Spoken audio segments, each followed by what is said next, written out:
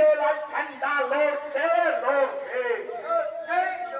এই ন্যূনতম 650 টাকা করে বস্তা কিছু আলু কিনতে হবে, এই দাবিতে মিছিল চলছে চলছে। ইনকলাব জিন্দাবাদ। এই প্রত্যেকটা চাষি ন্যায্য ফসলের দামের দাবিতে সর্বস্তরের মানুষ এক এই প্রত্যেকটা চাষির কাছ থেকে ন্যায্য দামের সরকারকে আলু দিতে হবে, এই দাবিতে